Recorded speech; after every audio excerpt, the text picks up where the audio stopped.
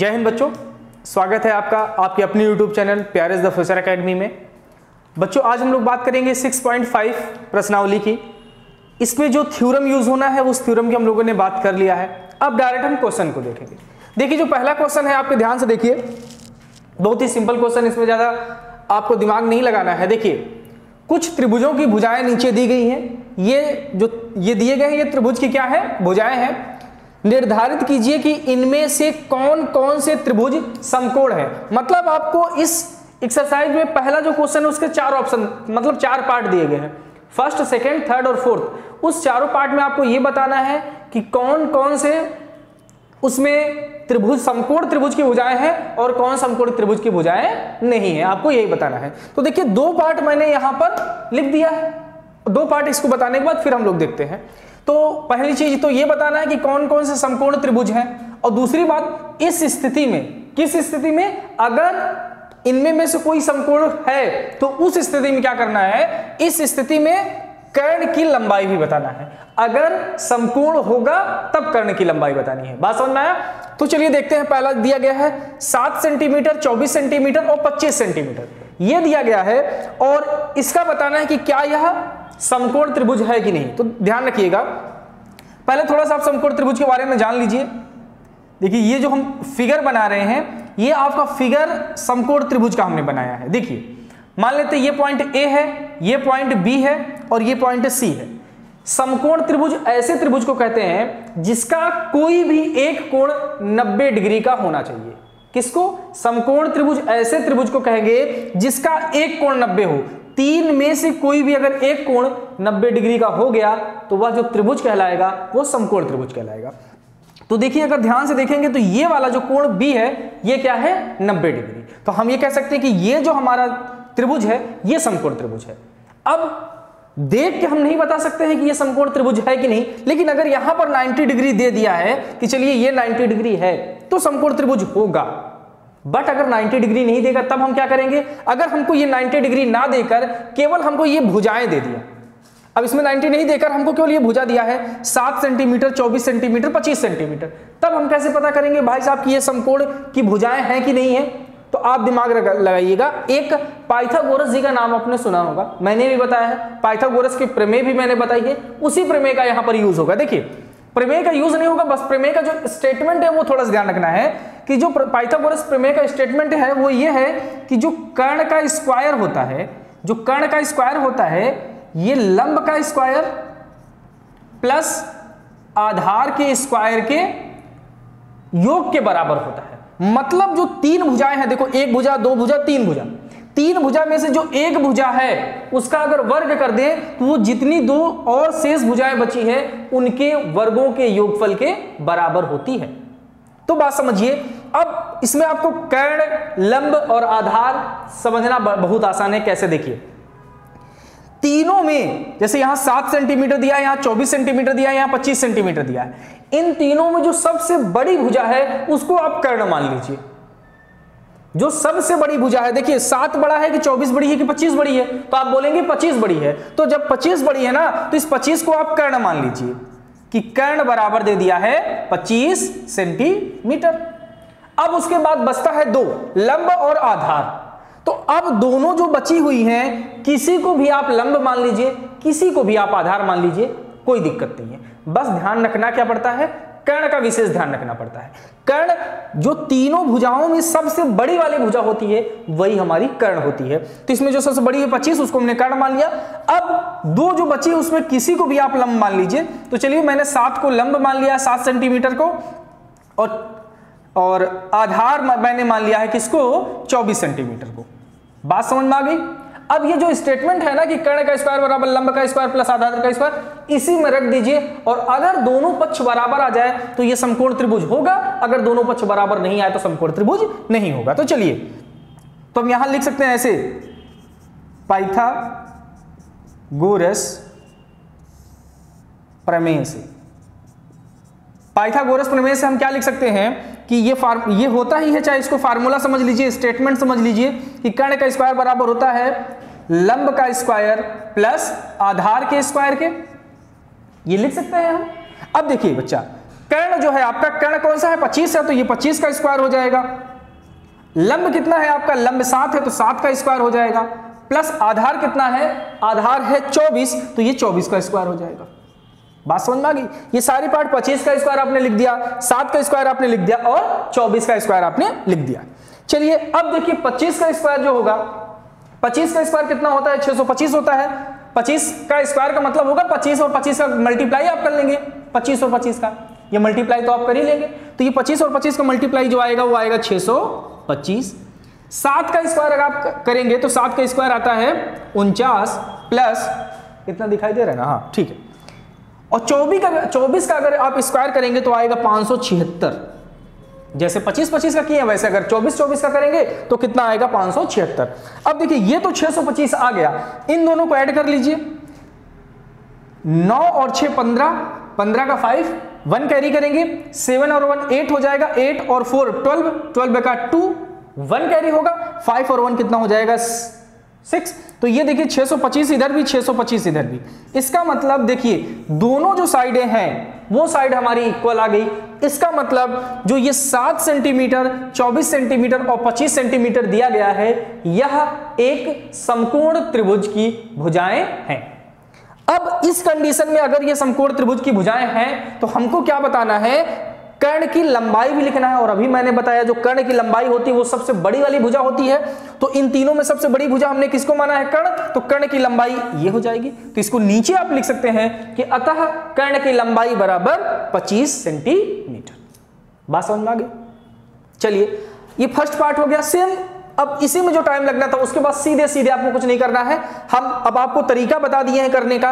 इन तीनों में जो सबसे बड़ी भुजा है, तो सबसे बड़ी भुजा 6 सेंटीमीटर है, तो 6 को आप क्या मान लीजिए, कर्ण मान लीजिए। तो ये कर्ण बराबर हो जाएगा 6 सेंटीमीटर। अब इसमें दो और भुजा बचती है, ये दोनों, इसमें किसी को भी आप लंब मान लीजिए, किसी को भी आधार मान लीजिए। तो मैं लंब मान लेता हूं 3 सेंटीमीटर को और आधार मान लेता हूं 8 सेंटीमीटर को। फिर वही चीज लिखेंगे पाइथागोरस प्रमेय से, पाइथागोरस प्रमेय से।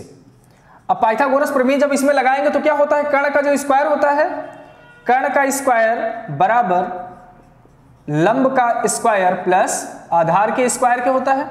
तो देखिए कर्ण का जो स्क्वायर होगा वो 6 का स्क्वायर हो जाएगा, इक्वल, सॉरी कर्ण तो इसमें 8 होगा ना, सबसे बड़ी तो भुजा 8 है।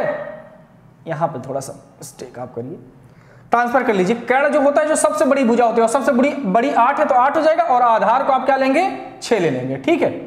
तो यहां पर भी 8 कर दीजिए, 8 का स्क्वायर, और लंब कितना है, लंब 3 का है तो 3 का स्क्वायर कर दीजिए, प्लस आधार कितना है, आधार 6 है तो 6 का स्क्वायर कर दीजिए। 8 का स्क्वायर कितना होता है, 64 होता है, 3 का स्क्वायर 9 होता है और 6 का स्क्वायर 36 होता है। इसको तो कुछ करना नहीं, बस उसी को आप ऐड कर लीजिए। 36 और 9 अगर आप ऐड करेंगे तो 9 6 15, 15 का 5, 1 कैरी 4 हो जाएगा 45। अब ये देखिए 64 और 45 हो गया, ये इक्वल तो है नहीं, दोनों पक्ष इक्वल नहीं है, तो अतः नीचे लिख देंगे, अतः पाइथागोरस प्रमेय से कर्ण का स्क्वायर बराबर इज नॉट इक्वल टू लंब का स्क्वायर प्लस आधार का स्क्वायर। अतः 3 सेंटीमीटर, 8 सेंटीमीटर, 6 सेंटीमीटर समकोण त्रिभुज की भुजाएं नहीं है। तो लिख देंगे ऐसे यहां पर, अतः 3 सेंटीमीटर, 8 सेंटीमीटर, 6 सेंटीमीटर समकोण त्रिभुज की भुजाएं नहीं है, ठीक है। बात समझ में आ गई ना। तो इतना आपको ऐसे आपको करना है। तो चलिए इसका स्क्रीनशॉट ले लीजिए, फिर इसके 2 पार्ट बचे हुए हैं हम उसको भी देख लेते हैं। स्क्रीनशॉट आप इसके ले लीजिए। चलिए बच्चों, अब 2 पार्ट जो इसके बचे हुए थे उसको भी देख लेते हैं। दिया गया है 50 सेंटीमीटर, 80 सेंटीमीटर और 100 सेंटीमीटर, और हमको ये पता करना है कि क्या यह समकोण त्रिभुज की भुजाएं हैं कि नहीं। तो हमने जो बताया है, सबसे पहले इसमें देखिए कर्ण कौन सा होगा, तो जो सबसे बड़ी भुजा है उसको आप कर्ण मान लीजिए। तो इन तीनों में देखिए सबसे बड़ा कौन है, 50 है कि 80 है कि 100 है, तो आप कहेंगे 100 है, तो चलिए मैं 100 को कर्ण मान लेता हूं। तो कर्ण कितना हो गया, 100 सेंटीमीटर। अब 2 जो बच रही इनमें, चाहे 50 को चाहे 80 को, किसी को भी आप चाहे लंब मान लीजिए या किसी को आधार मान लीजिए, कोई इसमें शर्त नहीं है। तो चलिए इसको मैं लंब ले लेता हूं 50 सेंटीमीटर को और आधार मान लेते हैं 80 सेंटीमीटर को। ठीक है, अब इसमें पाइथागोरस का प्रमेय लगा दीजिए। पाइथागोरस प्रमेय से अब तो याद हो गई होगी आपको, क्या होता है, कर्ण का स्क्वायर बराबर लंब का स्क्वायर प्लस आधार के स्क्वायर के। देखिए कर्ण कितना है, कर्ण आपने माना है 100, तो ये 100 का स्क्वायर हो जाएगा, बराबर लंब आपने कितना माना है 50, तो ये 50 का स्क्वायर हो जाएगा, और आधार आपने कितना माना है 80, तो ये 80 का स्क्वायर हो जाएगा। बात समझ में आ गई। तो ये 100 का स्क्वायर करेंगे तो आप अच्छे से जानते हैं 100 का स्क्वायर करेंगे तो 1 है, 2 जीरो है, तो इसी का कर देंगे तो ये 4 जीरो हो जाएगा, इक्वल 50 का स्क्वायर कितना होता है, 5 का स्क्वायर कर दीजिए, 5 का 25 होता है, और डबल जीरो है तो डबल जीरो लगा दीजिए, 8 का कर दीजिए 64 हो जाएगा, और डबल जीरो कर दीजिए। ठीक है, इसको तो कुछ नहीं करना, इन दोनों को ऐड कर लीजिए। देखिए ऐड करेंगे तो ये देखने से ही लग रहे हैं कि कभी इतना आएगा नहीं, क्योंकि देखिए डबल जीरो से डबल जीरो ऐड करेंगे तो ये डबल जीरो ही होगा। 5 और 4 कितना हो जाएगा, 9 हो जाएगा, और 6 और 2 8 हो जाएगा, और ये हो जाएगा 1। ये देखिए ये दोनों इक्वल तो है नहीं, ये दोनों इक्वल नहीं है ना, तो इसका मतलब ये है कि अगर इसका जो पाइथागोरस प्रमेय है कि कर्ण का स्क्वायर बराबर लंब का स्क्वायर प्लस आधार का स्क्वायर, ये अगर इक्वल नहीं आ रहे हैं तो इसका मतलब ये है कि ये जो भुजाएं दी गई है ना, यह समकोण त्रिभुज की भुजाएं नहीं है। तो यह लिख देंगे आप कि अतः 50 सेंटीमीटर, 80 सेंटीमीटर, 100 सेंटीमीटर समकोण त्रिभुज की भुजाएं नहीं है। बात समझ में आ गई? आप ऐसे लिख देंगे, आपका कंप्लीट हो जाएगा।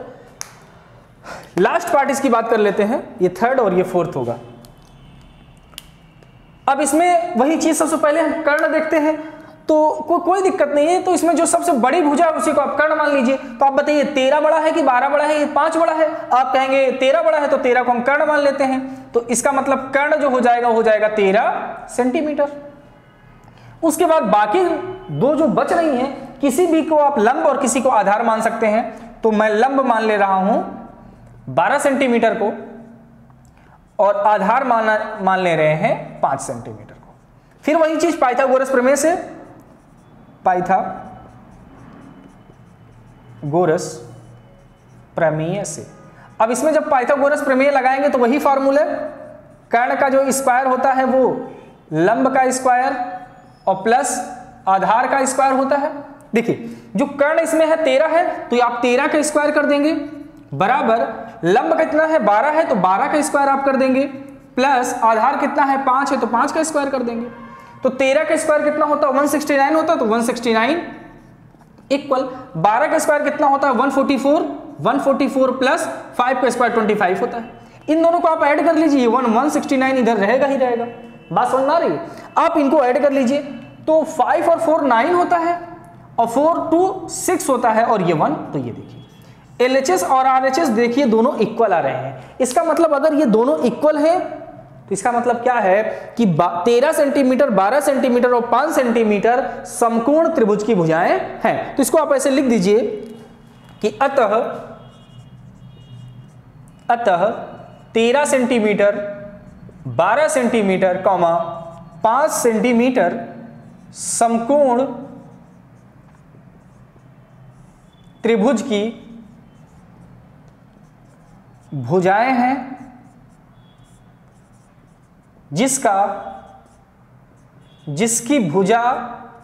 जिसकी भुजा जिसका कर्ण बताना रहता है ना हमको, तो इसको लिखेंगे जिसका कर्ण 13 सेंटीमीटर है। ठीक है, यही तो है ना कि इस स्थिति में हमको क्या लिखना है, कर्ण की लंबाई। तो ये अगर समकोण त्रिभुज है तो जिसका कर्ण कितना है 13 सेंटीमीटर। आपका ऐसे क्वेश्चन कंप्लीट माना जाएगा। सिंपल सा है। अब इसकी स्क्रीनशॉट ले लीजिए, फिर इसके जो अगले पार्ट है हम उसकी बात करते हैं। चलिए बच्चों, अब देखिए इसका क्वेश्चन नंबर 2 देखते हैं। और यहां से आपका ये जो एक्सरसाइज है इसका मेन थीम स्टार्ट होता है। जो आपने अभी थ्योरम पढ़ा था ना, उस थ्योरम का यूज यहां पर होने वाला है। देखिए क्या है कि PQR एक समकोण त्रिभुज है। क्या है कि PQR एक समकोण त्रिभुज है। तो सबसे पहले देखिए, जब सिद्ध करने वाले इसमें समकोण त्रिभुज है जिसका P समकोण है तथा QR पर बिंदु M इस प्रकार स्थित है कि PM पर लंब QR है, तो दर्शाना है कि PM स्क्वायर बराबर होता है QM मल्टीप्लाई MR। तो देखिए, जब सिद्ध करने वाले प्रश्न हो तो पहली चीज तो अगर इसमें चित्र की जरूरत पड़े और चित्र ना दिया हो तो आप पढ़ते जाइए और चित्र को बनाते जाइए। तो सबसे पहले एक ही चीज बोला है कि PQR एक समकोण त्रिभुज है। तो चलिए हम एक समकोण त्रिभुज बना लेते हैं PQR। तो चलिए ये देखिए, हम इसको बना लेते हैं। PQR एक समकोण त्रिभुज है जिसका कोण P समकोण है। कौन सा कोण समकोण है? P। तो जहां पर आप 90 डिग्री बनाएंगे ना, वहां पर आप P कर दीजिए। और उसके बाद दो जो बच रहे हैं Q और R बच रहे हैं, इनको आप कहीं कर दीजिए। तो R मैं यहां कर दे रहा हूं और Q हम यहां कर दे रहे हैं। बात समझ में आई? मतलब जहां पर जो समकोण पे बोला है तो 90 डिग्री जहां पर बनेगा वही पॉइंट होगा, बाकी दोनों को आप कहीं भी लिख सकते हैं। ठीक है, चलिए फिर क्या बोला है, जो QR पर बिंदु M, मतलब QR पर बिंदु क्या है? M इस प्रकार स्थित है। मतलब इस पर बिंदु कोई M इस प्रकार स्थित है, इस प्रकार स्थित है कि PM कहां है भाई साहब? ये PM, ये PM जो है लंब होगा। ये किसका साइन है? ये जो ऐसे उल्टा T बना रहता है, ये साइन होता है लंब का। किसका साइन होता है? लंब का। तो इसका मतलब ये है कि जो PM है, तो P ये है, M है, तो मतलब ये बना, इस लाइन को हमको ड्रॉ करना पड़ेगा। तो ये जो PM है यह QR पर क्या है? लंब है। तो देखिए लंब है, तो लंब का क्या मतलब होगा? लंब का ये मतलब होगा कि देखिए इसका मतलब यहां भी 90 डिग्री बनेगा और यहां भी 90 डिग्री बनेगा। क्यों? क्योंकि आप जानते हैं कि यह एक स्ट्रेट लाइन है और स्ट्रेट लाइन पे कितने डिग्री का कोण बनता है? 90 डिग्री, 180 डिग्री का कोण बनता है। तो 180 डिग्री का कोण बनता है। और अगर यह PM लंब है तो इसको दो बराबर दो एंगल पर डिवाइड कर देगा बराबर बराबर में, तो 90 इधर भी बनेगा, 90 इधर भी बनेगा। बात इतनी समझ में आ गई? तो ये 90 डिग्री और ये 90 डिग्री। इतना बात समझ में आई? स्थित है तो दर्शाना है ये चीज हमको प्रूव करनी है। ठीक है, तो जब भी कभी सिद्ध करने वाले क्वेश्चन होते हैं उनको लिखने का तरीका वही जैसे थ्योरम में लिखते हैं, जो दिया रहता है उसको लिख देते हैं, जो सिद्ध करना रहता है उसको लिखते हैं, फिर आगे सॉल्व करते हैं। तो पहली चीज जो इसमें दिया है हम उसको लिख लेते हैं। दिया है, देखिए इसमें क्या दिया है कि P त्रिभुज PQR एक समकोण त्रिभुज है। पहली चीज तो यही दिया है, समकोण त्रिभुज है जिसका कोण P जो है वो क्या है? समकोण है। ये सब आपको लिखना पड़ेगा, समकोण है। ठीक है, तथा QR पर बिंदु M इस प्रकार स्थित है कि ये भी लिखना पड़े, ये भी दिया है ना कि PM जो PM है वो लंब है किस पर? QR पर। ये भी आपको लिखना है, आपने लिख दिया। उसके बाद दर्शाइए कि, दर्शाने का मतलब होता है सिद्ध करना, तो इस स्टेप को भी लिख लीजिए आप, सिद्ध करना है। अब देखिए सिद्ध क्या करना है? सिद्ध ये करना है कि PM का जो स्क्वायर है वो क्या दिया गया है? QM के और मल्टीप्लाई, ये जो डॉट है इसका मतलब होता है मल्टीप्लाई, तो मल्टीप्लाई MR के, तो ये MR हो गया। बात समझ में आई? तो देखिए यहां पे थोड़ा सा दिमाग लगाइए। PM को हम क्या लिख सकते हैं? PM का जो स्क्वायर है इसको हम लिख सकते हैं PM मल्टीप्लाई PM लिख सकते हैं कि नहीं? क्योंकि अगर किसी का स्क्वायर होता है तो उसको हम दो बार लिख सकते हैं, तो हमने लिख दिया, बराबर QM मल्टीप्लाई MR। अब यहां पर ध्यान दीजिए, अब यहां पर यह ध्यान दीजिए कि अगर PM को हम उस तरफ ले जाएं और इनमें में से किसी एक को इस तरफ ले आए तो ये अपान में हो जाएगा। कुछ ऐसे होगा कि नहीं? देखिए ध्यान से, ये अगर QM को इस तरफ लाएंगे तो देखिए यहीं पे देख लीजिए, QM को अगर इस तरफ लाएंगे तो PM इधर है और अपान में क्या हो जाएगा? QM हो जाएगा। होगा कि नहीं? तो यह किसी ना किसी एक त्रिभुज की भुजा होगी। अब ये देखिए PM तो PM यहां पर है हमारा, और QM कहां है, QM हमारा यहां पर है। अब इसको भी हम लिख सकते हैं MR, तो ये MR हो जाएगा। अब देखिए समझिए, PM था, हमने QM को उधर लाया, तो इधर मल्टीप्लाई में इधर आएगा तो डिवाइड में हो गया।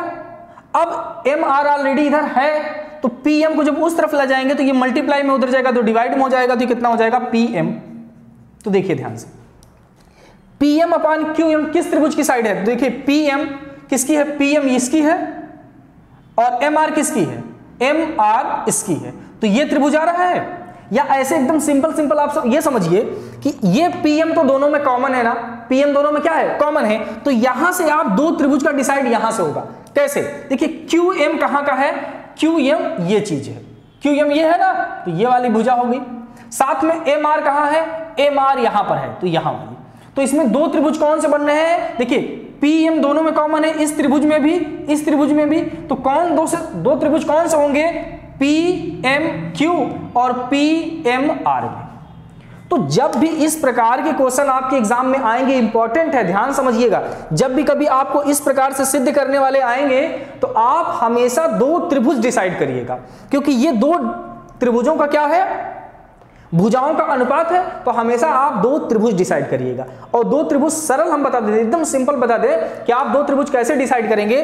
तो जो कॉमन है उस पर मत जाइएगा, ये तो कॉमन है ही, ये दोनों को पकड़िए आप। तो ये देखिए QM इस त्रिभुज की भुजा है, और MR इस त्रिभुज की भुजा है। और देखिए इस त्रिभुज में भी, इस त्रिभुज में PM दोनों में कॉमन है, इसलिए जो त्रिभुज हो जाएगा वो पहला त्रिभुज ये और दूसरा त्रिभुज ये दोनों त्रिभुज होगा।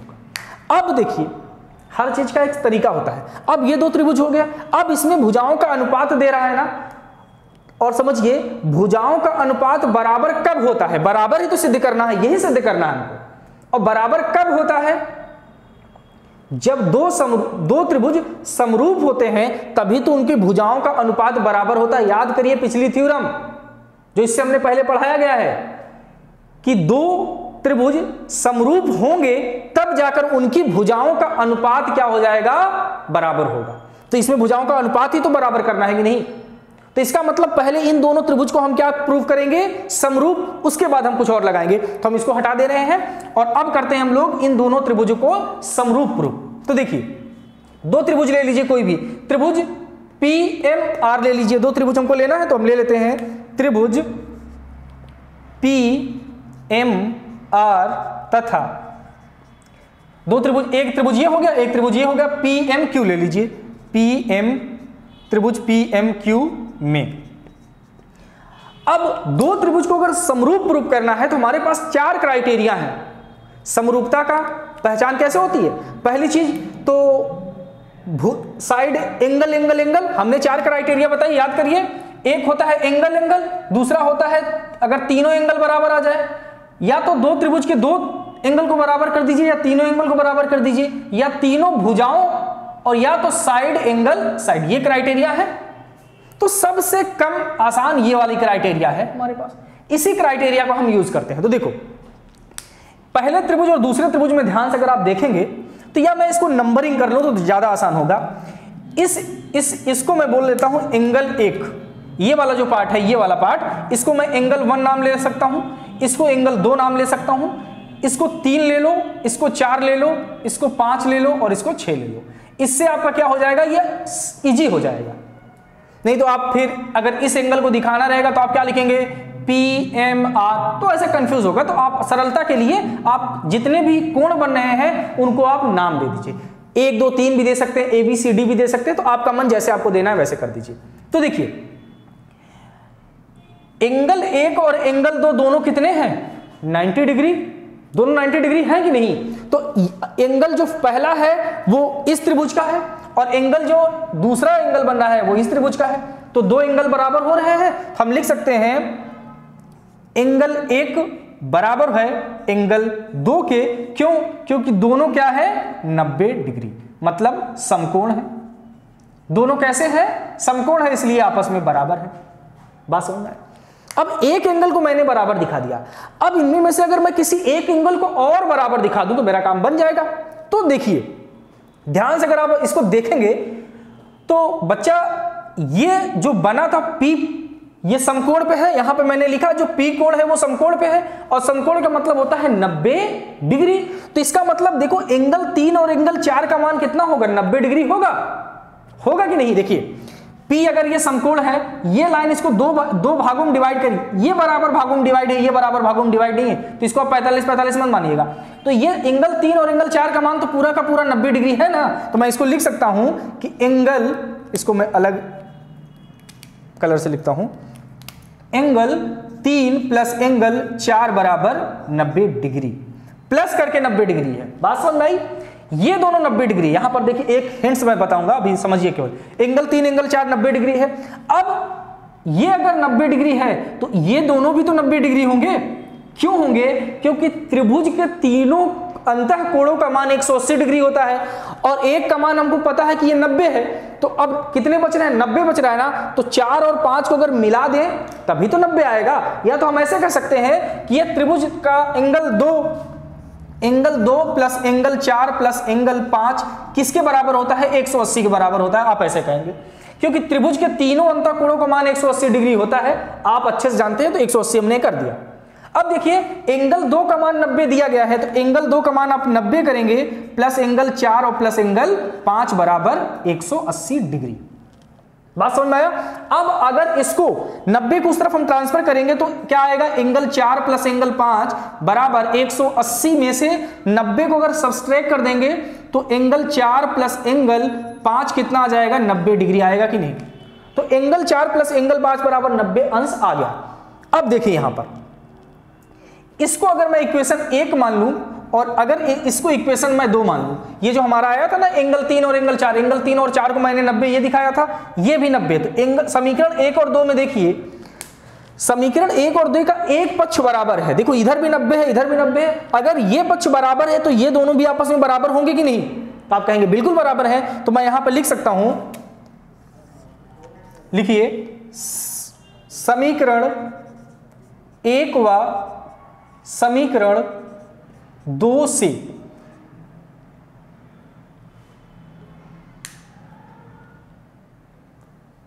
एक सेकंड बेटा, लाइट चली गई है, थोड़ा सा बस 1 सेकंड आप लोग। 3 से 4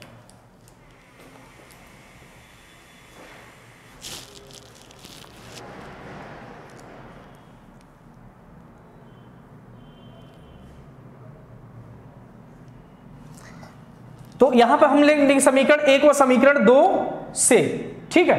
अब देखिए समीकरण 1 और समीकरण 2 से क्या होगा, ये दोनों पक्ष बराबर है 90-90, तो एंगल 3 प्लस एंगल 4 बराबर होगा एंगल 4 प्लस एंगल 5 के, बराबर होगा कि नहीं, कि एंगल 3 प्लस एंगल 4 बराबर होगा एंगल 4 और एंगल 5 के। अब देखो बच्चा ध्यान दो, ये इधर 4 प्लस में है, इधर आएगा तो माइनस में होगा, तो एंगल 3 प्लस एंगल 4 और इसको लाएंगे तो एंगल 4 माइनस में हो गया, बराबर एंगल 5 है। देखो 4 से 4 कैंसिल हो गया, तो क्या हो गया, एंगल 3 बराबर एंगल 5। तो ये एंगल 3 किस त्रिभुज का है, इस त्रिभुज का है, और एंगल 5 किस त्रिभुज का है, इस त्रिभुज का है। तो हम लिख सकते हैं एंगल 3 बराबर एंगल 5 हो गया। और ये पहले ही हम लिखे हैं कि एंगल 1 बराबर होता है एंगल 2 के। तो अब दो क्राइटेरिया, ये क्राइटेरिया हमारी आ गई कि नहीं, एंगल एंगल। तो अगर दो त्रिभुज के दो कोण आपस में बराबर हैं तो वह दोनों त्रिभुज कैसे होते हैं, समरूप होते हैं। तो हम लिख सकते हैं कि अतः ये दोनों त्रिभुज, अब हमको पता चल गया ये दोनों त्रिभुज समरूप हैं। मेन कहानी यहां स्टार्ट होती। ये सारी चीजें आपको समझ में आ जाएंगी, लेकिन जो इसमें सबसे महत्वपूर्ण पॉइंट है, जो मैक्सिमम गलत कर देते हैं बच्चे या कंफ्यूज होते हैं, वो यही पॉइंट है। अब आपको पता चल गया है कि यह त्रिभुज और यह त्रिभुज समरूप है, मान लेते हैं समरूप है, हमने प्रूव भी कर दिया। लिखेंगे कैसे, ये लिख देंगे गलत हो जाएगा, ऐसे नहीं लिखना है। कब नहीं लिखना है, जब आपको इस प्रकार से प्रूव करना होगा तब कैसे लिखेंगे, देखिए एंगल 1 और एंगल 2 आपस में बराबर है, तो एंगल 1 कहां पर है, एंगल 1 का है m पर, और एंगल 2 भी किस पे है, m पर। इसका मतलब जो m पॉइंट है वह इसमें भी है और इसमें भी है, देखने से भी लग रहा है m यहां भी है, m यहां भी है। बात समझ में आ गया। तो देखिए कैसे लिखेंगे, यहां पर आप m लिख दीजिए। बात समझ में, यहां पर आप m लिख दिया। अब ये एक त्रिभुज का m हो गया, ये दूसरे त्रिभुज का m हो गया। ध्यान से समझिएगा, यही पॉइंट है। m ये दोनों आपस में बराबर है कि नहीं, तो ये किस पॉइंट पर स्थित है, m पर स्थित है तो मैंने m लिख दिया, ये किस पे स्थित है, m पे स्थित है तो मैंने m को लिख दिया। बात समझ में आ गई। अब दूसरा देखते हैं। अब दूसरा बचेगा 3 और 4, 3 और 5। तो एंगल 3 किस पॉइंट पर स्थित है, तो एंगल 3 को आप ढूंढिए। तो एंगल जो 3 है वो किस पे है, P पर है। किस पे है, P पर है। तो आप P लिखेंगे। अब P कहां पे लिखेंगे, अगर इस M के इस तरफ हम P लिखते हैं ना, तो जो अगला पांचवा होगा वो इसके M के इधर ही होगा। अगर M के इधर हम लिखेंगे तो ये इधर लिखा जाएगा। अगर इस पॉइंट को M के इधर लिखते हैं तो जो अगला आता है M के इधर लिखते हैं। बस इतना बात समझ में। अगर लेफ्ट लिख रहे हैं तो दोनों लेफ्ट लिखेंगे, राइट लिख रहे हैं तो दोनों राइट लिखेंगे। तो P हो गया। पांचवा कहां पर स्थित है, पांचवा पॉइंट Q पर स्थित है, तो ये यहां पर P हो जाएगा और यहां पर क्या हो जाएगा, Q। अब देखिए ध्यान से, P हो गया, Q हो गया, मतलब ये त्रिभुज का M और Q लिख दिए हमने, M और Q यहां पर लिखा है। तो इस त्रिभुज का तीसरा क्या बच रहा है, तीसरा P बच रहा है ना, तो आप P लिख दीजिए।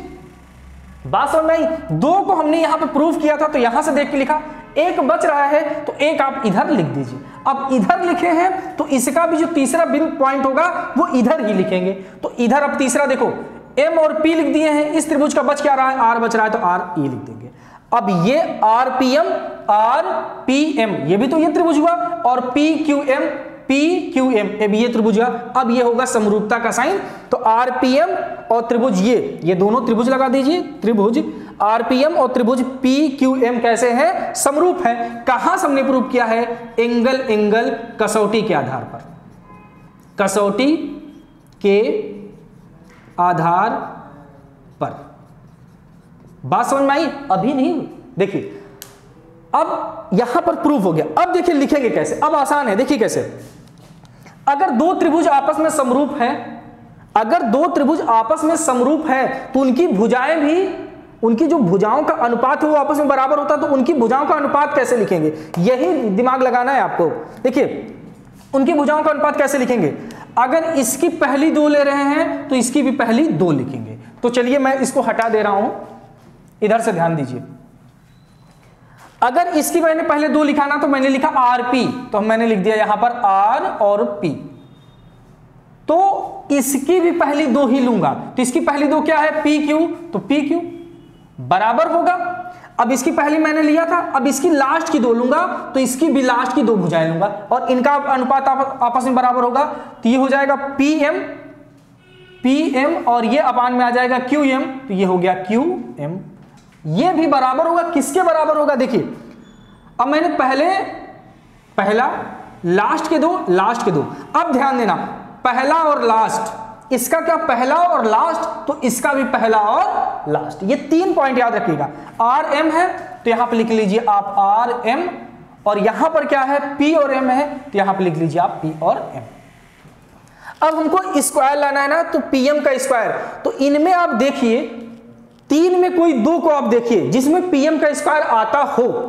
तो देखिए इसमें तो PM आ ही नहीं रहा है, इसमें PM आ रहा है और इसमें PM आ रहा है, तो इन दोनों को क्रॉस मल्टीप्लाई कर सकते हो। इसको हम छोड़ देंगे, इस पॉइंट को हम छोड़ देंगे, समझ में आ रहा है। तो इन दोनों को आपस में बराबर है, तो इन दोनों को आपस में गुणा कर ले, तो PM का गुणा PM में करेंगे तो PM मल्टीप्लाई PM होगा, बराबर इनका भी आपस में गुणा हो जाएगा। देखो इनका आपस में गुणा करेंगे तो QM है, तो देखो QM यहां आ गया है, मल्टीप्लाई MR है ना, तो चाहे RM लिखिए चाहे MR लिखिए, कोई दिक्कत तो नहीं। तो यहां पर हमको MR प्रूफ करना है, इसीलिए हम इसको लिख देंगे MR। बात समझ में आई। तो देखो PM मल्टीप्लाई PM बराबर QM मल्टीप्लाई MR, इन दोनों को मल्टीप्लाई करेंगे तो PM का स्क्वायर बराबर QM इक्वल MR। और यही तो आपको प्रूफ करना था, देखिए यही आपको प्रूफ करना था और ये आपका आ गया। तो इस प्रकार से ये क्वेश्चन आपका कंप्लीट होता है। इंपॉर्टेंट है, थोड़ा सा टाइम जरूर लगा है, क्यों, क्योंकि यही न्यू है, ये आपके क्या है, एकदम न्यू है। अब जो आपका क्वेश्चन नंबर 3 है, अगर आप इस क्वेश्चन को सही से दिमाग लगा लिए हैं तो तीसरा क्वेश्चन आप कर सकते हैं। बताऊंगा, ऐसा मत सोचो कि नहीं बताऊंगा, बट आप एक बार ट्राई करिएगा। आज तो इतना ही रखूंगा, नेक्स्ट क्लास में मैं तीसरा के तीनों पार्ट बताऊंगा, लेकिन आप इसको सॉल्व करिए और अगर हो जाता है तीसरा आपसे तो कमेंट करके बताइएगा कि सर तीसरा कर लिए हैं। समझ में आ रहा है? भले मैं तीसरा बता भी दूं, फिर भी आप दूसरे को करने के बाद तुरंत तीसरा आप करिए, और आप अगर कर लीजिए तो कमेंट करिए कि मैंने कर लिया है, और नहीं है तो फिर तीसरा तो हम बताएंगे ही। बात समझ में आई? तो बच्चों आज तक के लिए इतना ही। जो बाकी बातें होंगी हम लोग कल करेंगे। Thank you.